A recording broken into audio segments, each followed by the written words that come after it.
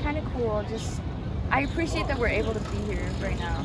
In a latest sign that life is returning to normal, students from around the U.S. are once again flocking to the nation's capital. It's a trip that's become a rite of passage for many students, but came to a screeching halt during the health crisis. A welcome change for 8th graders like Evan Savoy from Clarkston Junior High School in Clarkston, Michigan. All of a sudden, instead of you guys can't even be doing your sports together, we don't recommend going to each other's houses, so all of a sudden they're like, all right, on the bus everybody, we're heading to Washington, D.C., which is great.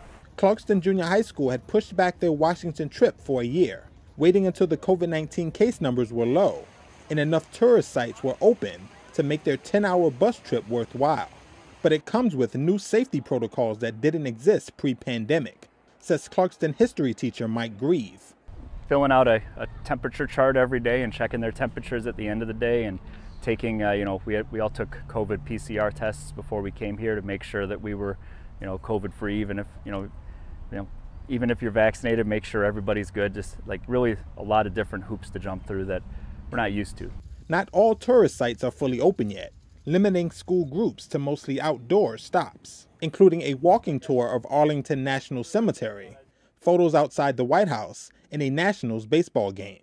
The Washington Monument, for example, was closed to visitors.